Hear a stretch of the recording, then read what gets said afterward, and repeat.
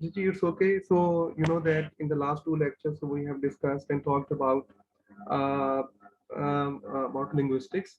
That what is linguistics and what was the change in the earlier 20th century about linguistics, and what are the main characteristics or features of the linguistic analysis or linguistic study.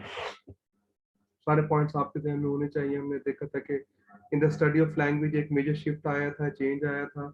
और then फिर ये कि जो linguistic analysis का हम discuss किया कि we analyse the language at the various level, phonological level पे, मॉर्फोलॉजिकल, सिंटैक्टिक, प्रैग्मेटिक लेवल पर और सिमेंटिक लेवल पे हम लैंग्वेज को एनालाइज करते हैं।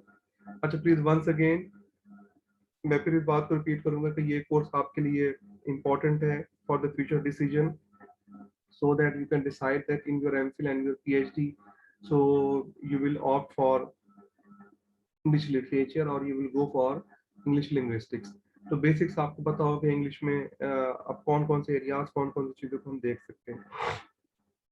द लास्ट लेक्चर ब्रॉडली हमने दो चीज़ों को डिस्कस किया था कि कोर लिंग्विस्टिक्स और दूसरी अप्लाइड लिंग्विस्टिक्स। तो हमने देखा था कि लिंग्विस्टिक्स का स्कोप जो है that is much broader. So because when linguistics starts working with the other disciplines or the other subject, so this is what we to solve the real life language problem, this is what we say applied linguistics। applied linguistics का हमने देखा था scope जो है वो बहुत broad है और उसमें बहुत सारे एरियाज, अदर एरियाज उसके अंदर इंक्लूड हो जाते हैं। अच्छा प्लीज अब आज जो हम डिस्कस कर रहे हैं we are talking about the major concepts in linguistics. Linguistics के जो मेजर कॉन्सेप्ट्स हैं ये आपके सिलेबस का हिस्सा भी हैं, क्योंकि देखिए because to understand the subject of linguistics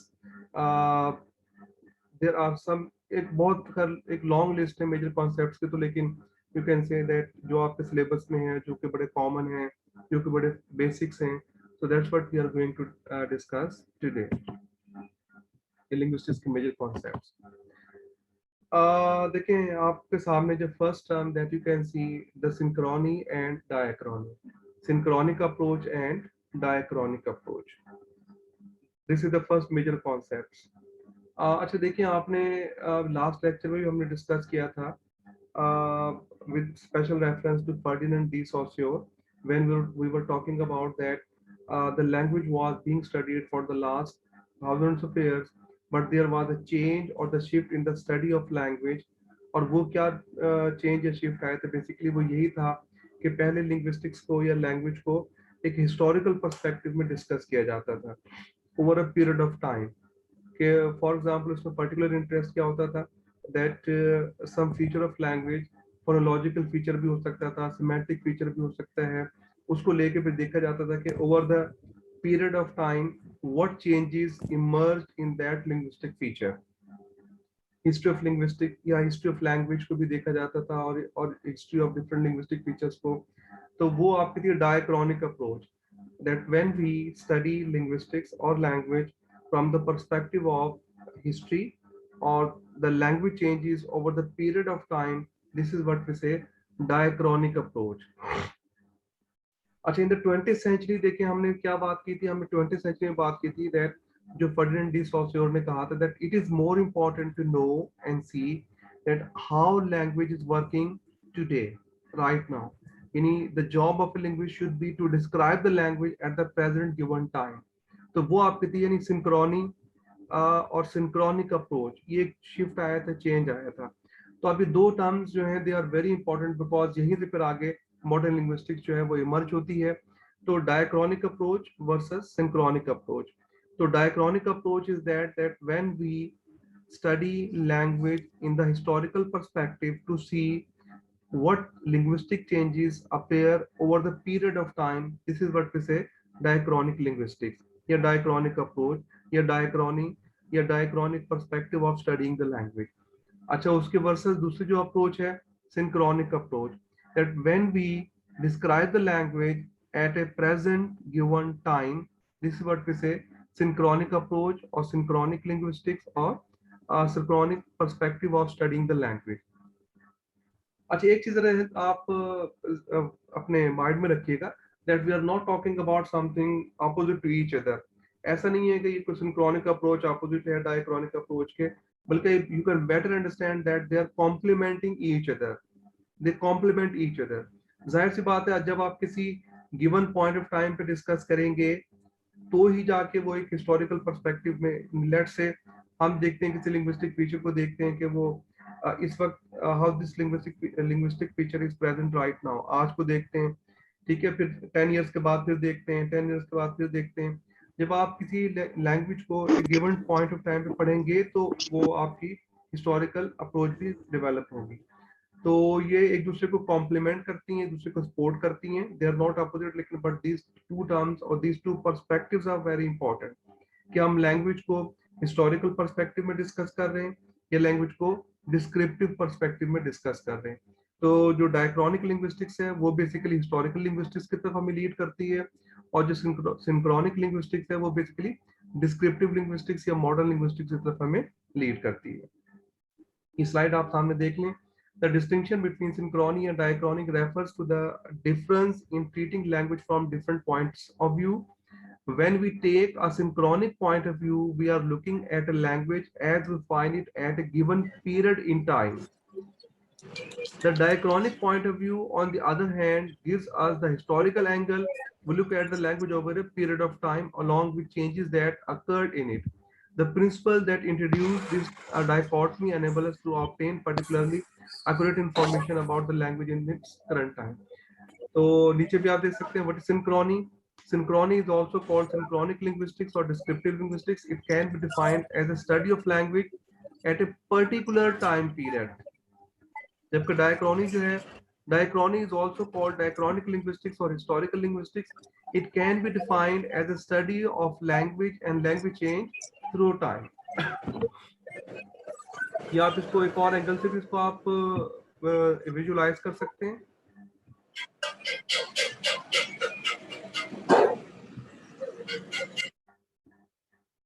तो एक और एंगल से भी आप इसको विजुलाइज कर सकते हैं। यू कैन सी कि आपके सामने स्लाइड पर स्क्रीन देख सकते हैं कि इनके रिलेशनशिप क्या है। Basically they are complementing each other. देखिए ये जो आपको सी एक्सिस और सी और डी आपको नजर आ रहे हैं, ये क्या है, basically this is what we are studying language in the historical perspective, कि लैंग्वेज जो वो हिस्ट्री में over the period of time कैसे कैसे चेंज हुई, उसमें क्या क्या चेंजेस आते चले गए। जबकि ये जो आप you can see the axis of A and B, so this is talking about the status of language at the present time, at the given time. So you can see that both of these perspective of studying the language, they actually complement each other. And I hope that you will have come to know, or you will have got an idea about this basic concept of linguistics, synchronic and diachronic. G, please, before moving to the next point, if you have any confusion or if you want to ask any question regarding diachronic and synchronic linguistics, कोई चीज आपके जहन में कोई question करना चाहें?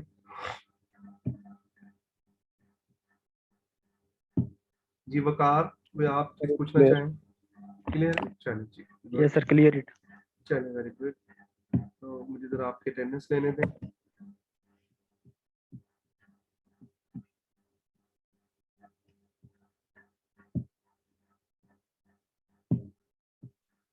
So la langue is more directly indicative of ability to produce speech, a kind of institutionalized element of the community's collective consciousness.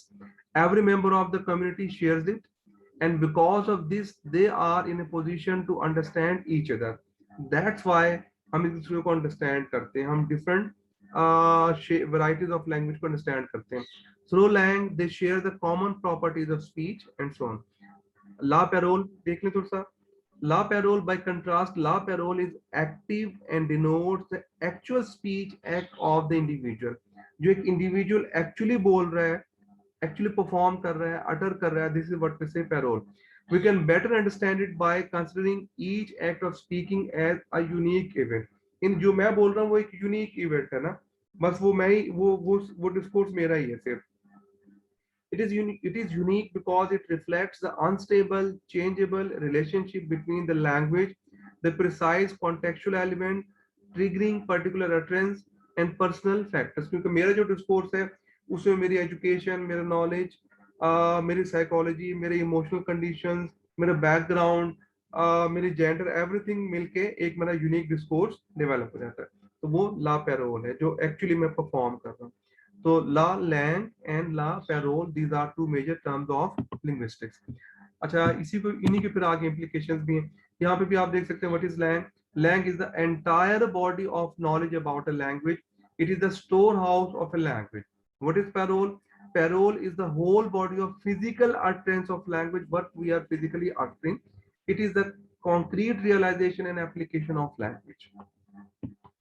तो इनमें फिर आप मजीद आप डिफरेंस भी देख सकते हैं। ठीक है, जो आपका लैंग है it is stable and institutionalised, parole जो है it is mobile and personal.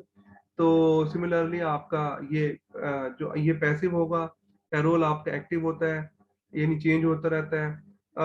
ये जो एक सोशल फिनोमेना है, ये डिफरेंसेस पर आप बाद में रीड कर लीजिएगा। मेन मैंने आपको देख लीजिए, इसमें फिर जो आप रीड करेंगे कोई क्वेश्चन होगा तो I will be happy to take your question. So anyway, so this is what we have discussed. The second concept मैं फिर को एक precise summary बता रहा हूँ, that the collective knowledge consciousness of language is called la lang, and what we actually physically perform in the real life situation, this is what we say parole. lang जो है वो fixed होता है, stable होता है, permanent होता है, passive होता है।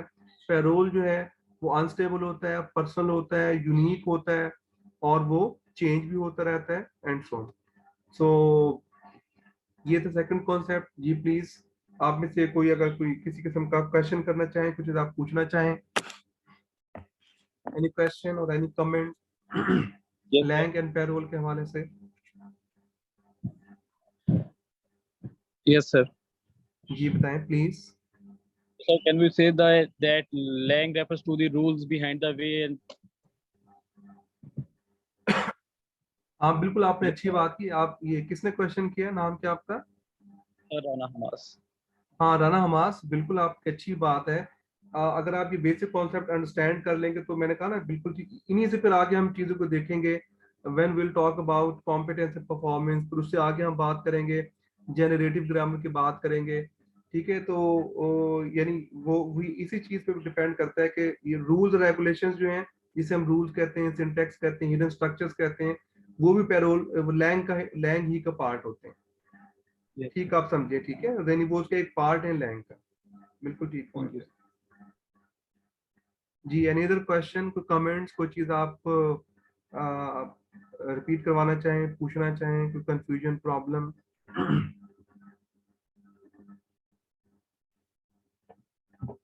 Clear sir.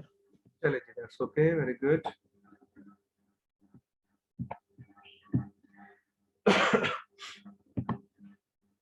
अच्छा, अब देखिए मैंने साथ ही इसके ऐसे स्टेट कर दिया है। Third, competence and performance.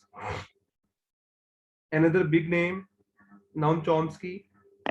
Noam Chomsky, I think that all of you have already heard this big name because he's the living legend. He's a living legend of linguistics. But his reason of popularity is not only because of linguistics, but he's also popular because of his political, or rather, I should say that the revolutionary ideas about politics, about American society, and all these things. अभी पाकिस्तान में भी address किया, अभी last week जो है वो नजम city के programme में इन्होंने एड्रेस किया। Now he has been very old, but still he is active and he is participating in political debate and academic discussions. अच्छा जी, कॉम्पिटेंस एंड परफॉर्मेंस, चॉम्स्की ने इसी चीज को लेते हुए आगे लैंग एंड पैरोल को लेते को आगे एक्सटेंड किया, आप समझें, कॉम्पिटेंस एंड परफॉर्मेंस के साथ। लेकिन थोड़ा सा डिफरेंस था, डिफरेंस को अंडरस्टैंड कर लें थोड़ा सा। देखिए, जिसको जैसे अभी हमने बोला, लैंग को हमने कहा जी कि collective social consciousness of language, यानी लैंग्वेज वो, हम लैंग्वेज किसे बोलते हैं जो सोसाइटी में स्कैटर्ड होती है डिफरेंट फॉर्म्स के अंदर, डिफरेंट डायलेक्ट्स के अंदर, डिफरेंट रजिस्टर के अंदर, डिफरेंट वैरायटीज में, डिफरेंट फॉर्म में। अच्छा, Chomsky believed that actually we are born with a linguistic capability. We are born with this innate capability of language. यानी हम एक innate, हम we are different, we are unique from the other animals because other animals they don't have the linguistic ability, but we are born with it. ये genetic capability है, बाद में खैर अभी जैसे हम नेक्स्ट हम डिस्कस करेंगे उसमें फिर मैं आपको बताऊंगा भी हमारे जीन का ग्रुप है फॉक्स पी टू जो इन सारी चीजों को कंट्रोल करता है, लेकिन अभी वो टॉपिक यहाँ पर हम डिस्कस नहीं कर रहे। लेकिन simply the point is that we are born with the linguistic capability और द लैंग्वेज कैपेबिलिटी। एक लैंग्वेज की हम कैपेबिलिटी लेके पैदा होते हैं, ना कि लैंग्वेज के साथ। लैंग्वेज पे जो भी उसको आप समझिए this is the hard wide capability just like the hardware. तो फिर उसमें जो भी व्हाट्सएवर जो भी लैंग्वेज, हम चाइना में पैदा हो तो चाइनीज लैंग्वेज उस पर इंस्टॉल कर सकते हैं, फ्रांस में पैदा हो तो फ्रेंच लैंग्वेज इंस्टॉल कर सकते हैं व्हाट्सएवर। वो भी डिपेंड करता है कि आप किस लैंग्वेज को कैसे आप यानी जो भी जिस सोसाइटी में पैदा हो। ठीक है, but actually we are born with the linguistic competence and linguistic capability of learning and acquiring the language. अच्छा, वो जो फिर हमने बोला कि डिफरेंट फॉर्म्स लैंग्वेज के जो हमने जिसको हमने लैंग का नाम दिया था, actually all this linguistic knowledge exist in our psychology in our brain. वो सारा नॉलेज हमारे ब्रेन में साइकोलॉजी में एग्जिस्ट करता है बेसिकली, और that develops with the passage of the time. तो यानी जो उसको जिसको फर्डिनेंड डी सॉस्योर ने एक सोशल अंडरस्टैंडिंग या सोशल कॉन्शियसनेस का नाम दिया था, चॉम्स्की ने उसको एक जो नाम दिया वो साइकोलॉजिकल कॉम्पिटेंस का नाम दिया, या एक साइकोलॉजिकल कॉन्शियसनेस का नाम दिया, और एक ब्रेन का नाम दिया। तो this is what we say competence. यानी आप समझें कि लैंग एंड कॉम्पिटेंस में डिफरेंस क्या है। Langue actually talks about the social and collective consciousness or the community's collective consciousness of the language, whereas competence that talks about the universal capability of language and the universal knowledge of language that we have in our mind। इन जो collective knowledge है हमारे mind में जो होता है, this word we say competence। और फिर वही बात कि हम language के बारे में जानते तो बहुत कुछ है, लेकिन but we perform very little। So the actual physical performance of language is called performance।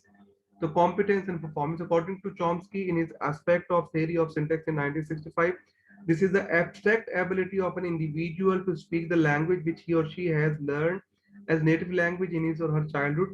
The competence of a speaker is unaffected by such factor।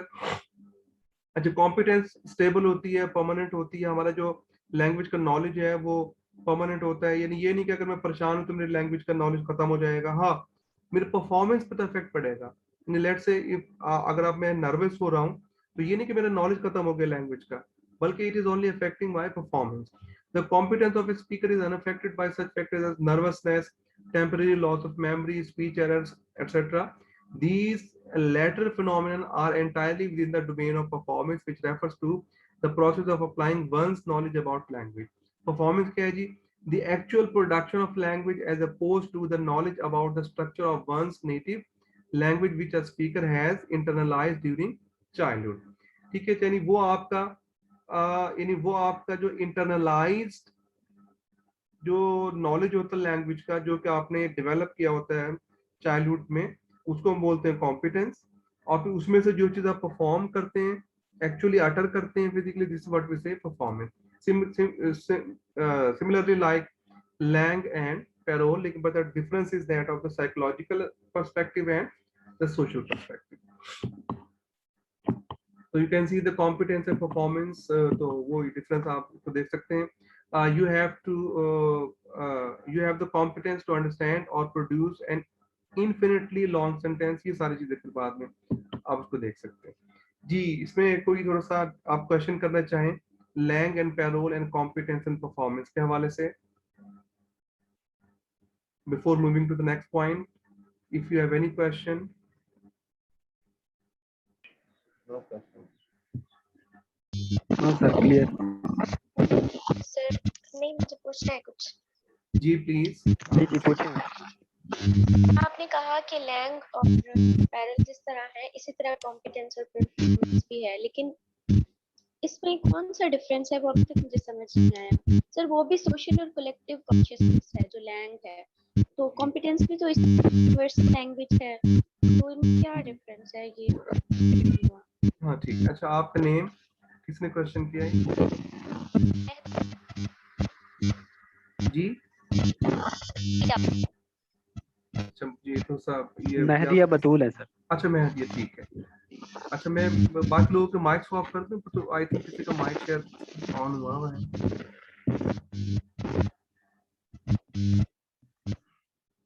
Mehdiya mic off कर दें आप।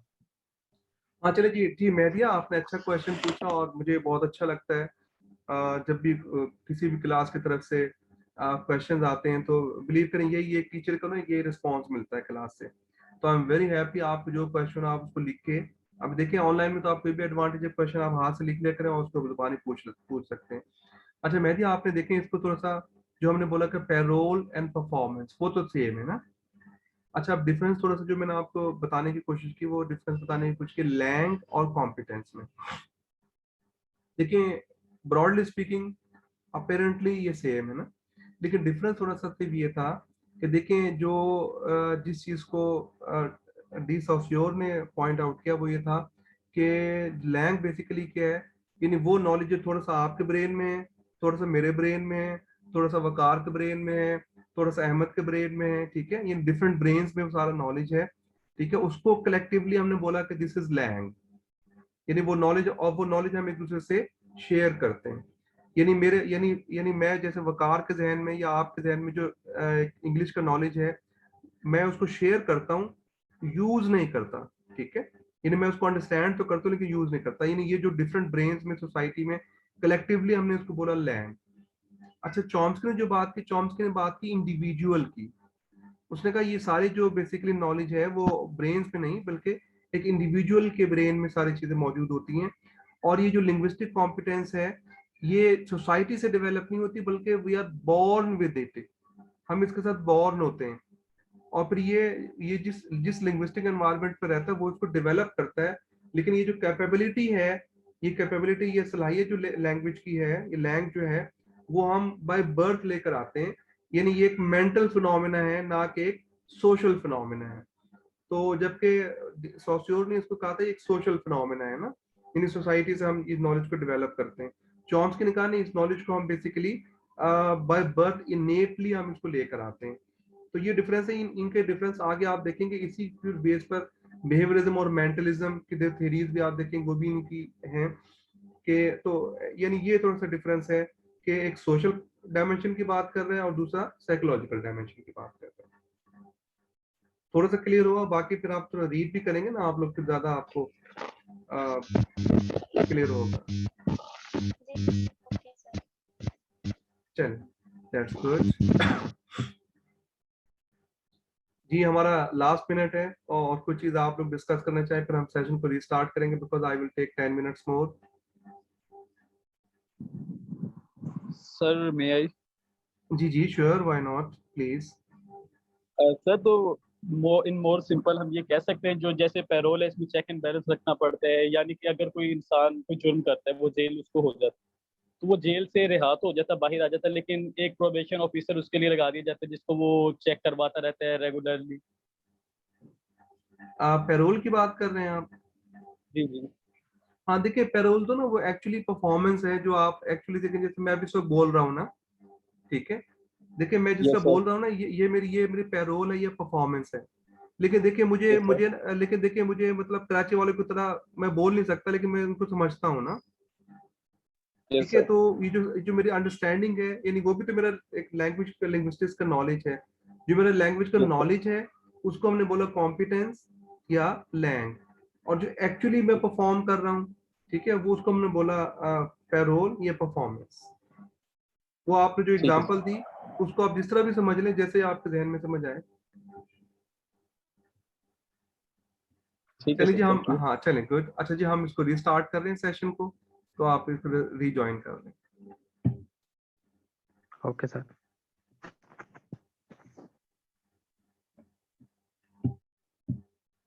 So in front of you, you can see that the syntagmatic and paradigmatic linguistics are the perspective. अच्छा, to understand these ideas, जरा इसको थोड़ा सा देखें। Language is basically the name of the relationship of the words. एक words का relationship होता है लैंग्वेज में। तो वर्ड्स अभी देखें, जैसे लास्ट वीक में हमने डिस्कस किया था, sounds they combine together to make the words, words join together to make sentences. बीच में मैं छोटी चीजें स्किप कर दूँ। तो यू सी दैट जो वर्ड्स हैं दे हैव अ रिलेशनशिप। अच्छा, वो रिलेशनशिप जो है दो किस्म का रिलेशनशिप होता है। यानी language is basically the name of the relationship of the words with each other and one another. अच्छा, वो रिलेशनशिप जो है this is of two types. One is that the paradigmatic या पैराडाइम के फॉर्म के अंदर, और सेकंड इज सिंटैग्मेटिक या सिंटैम के फॉर्म के अंदर। इसे हम लैंग्वेज बोलते हैं। अच्छा, मुझे प्लीज माइक ऑफ कर दें। मिट्टी शिट्टी आई विच माइक ऑफ करें भाई।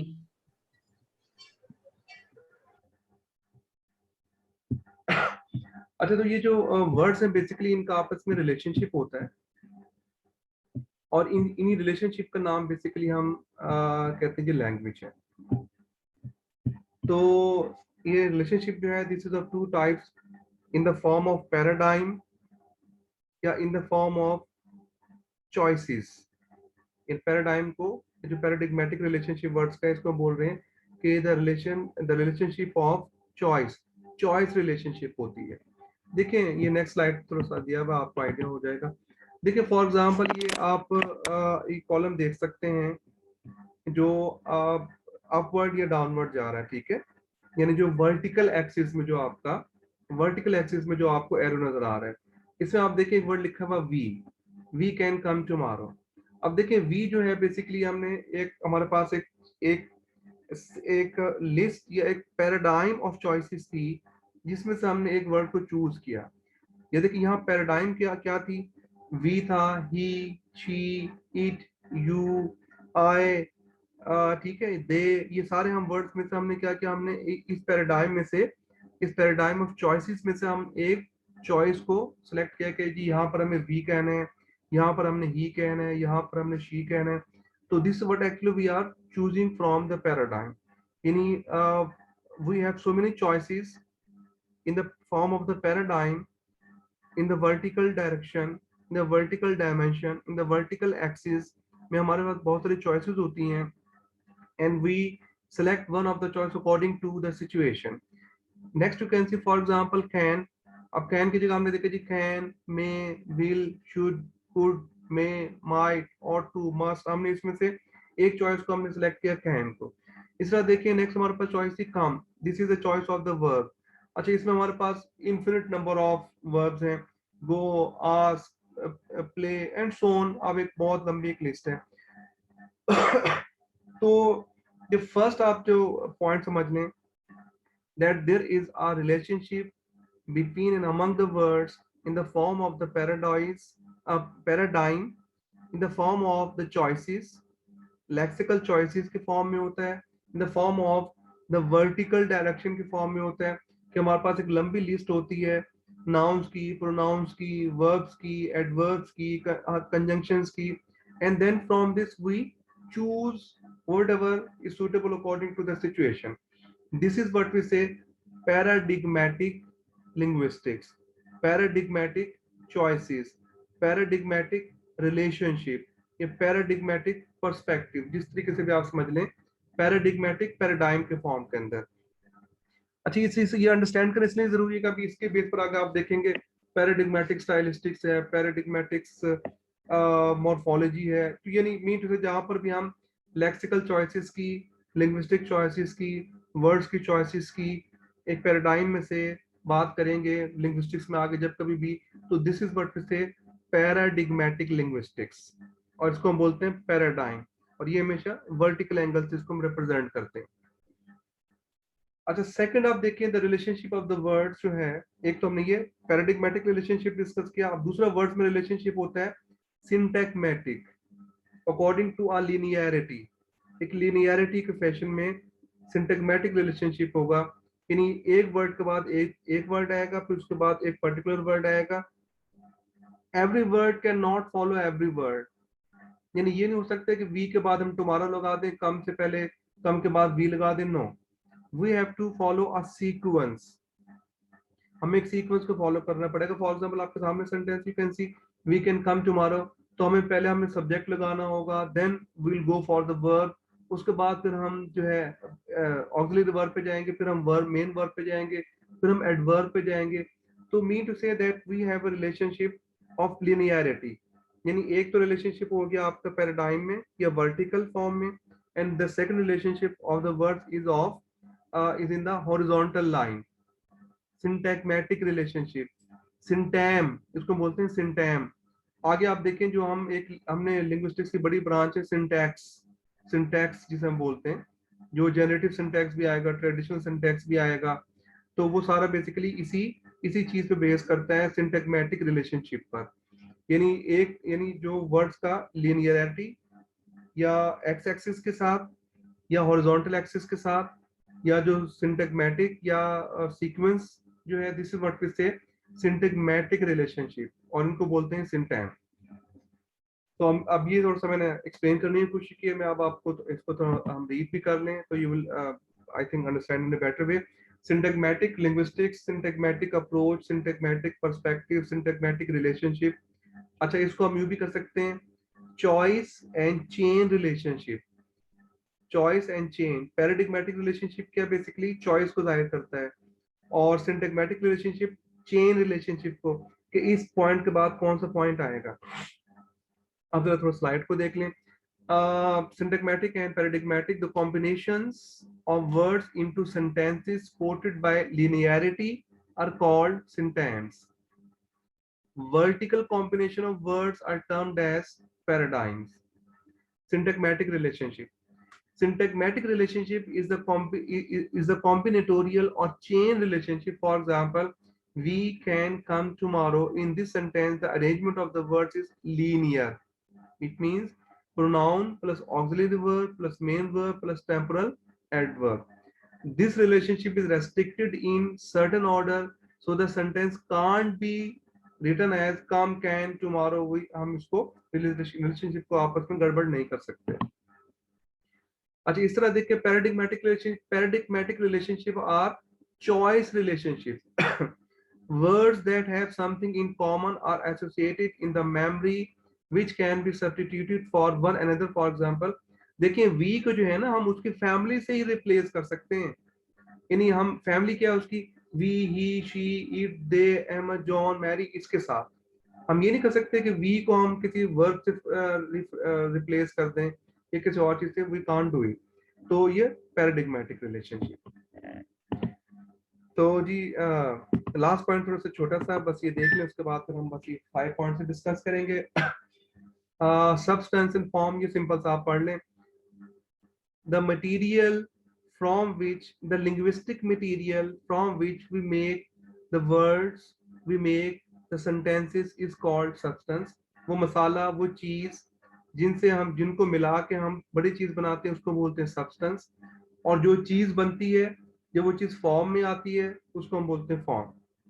For example, we have the sounds आ, बा, था, खा, ला। देखें ये साउंड्स हैं, लेकिन बट व्हेन वी, ये this is what we say substance.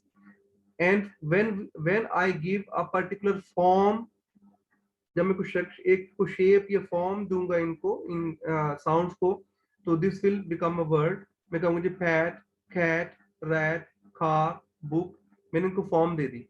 तो substance is that linguistic material from which the different जो लिंग्विस्टिक फीचर्स है डेवलप होते हैं, और फॉर्म वो होती है जो कि उसकी एंड प्रोडक्ट होती है। तो what is substance? Substance is a linguistic material used to communicate. It consists of all the distinct sounds produced by human speech, organs and script produced by human hand. What is form? The linguistic form is the shape linguistic substance assumes when it is practically applied. It is the organization of linguistic substance into language. Example देख लें, the unit like ba, un, faith, full, John, is come under the domain of substance, while form organize them into a complete meaningful thought. John is unfearful, आपने इनको मिला के बना दिया, ठीक है। तो जॉन इज अनफेयरफुल क्या है, ये एक फॉर्म है, और वो जो हमने अलग-अलग देखा वो उसका सब्सटेंस है। तो सब्सटेंस एंड फॉर्म। ओके जी, आई एम फिनिश्ड। तो I will be happy if you have any question regarding paradigmatic, syntagmatic और सब्सटेंस एंड फॉर्म। कोई क्वेश्चन, कोई कमेंट्स, एक्सप्लेनेशन तो आपके ध्यान में हो तो यू कैन आस्क इट जी, प्लीज।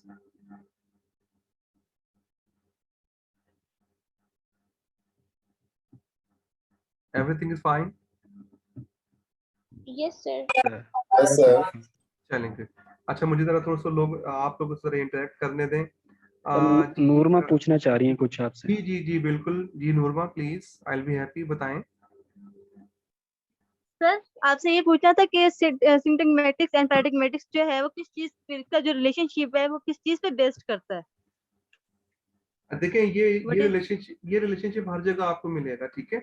ये रिलेशनशिप जब हम साउंड से वर्ड्स बनाते हैं तो भी मिलेगा आपको, जब वर्ड्स से हम सेंटेंस बनाते हैं तो भी मिलेगा आपको। यानी आप रिलेशनशिप आपने अंडरस्टैंड करना है। देखें फॉर एग्जांपल एक साउंड है, ठीक है, बुक, बा, उ, खा। अच्छा, अब इसमें हमने ये एक रिलेशनशिप है ना, ठीक है। यानी जैसे पेन है, पी, फा, ए, ना, ये एक रिलेशनशिप है। यानी जब ये रिलेशनशिप आपका, जब हम साउंड से वर्ड्स बनाते हैं वहां भी आपको मिलेगा। यानी पा की जगह हम ठा लगाते हैं तो वो 10 हो जाएगा, एक लेदर वर्ड बन जाएगा।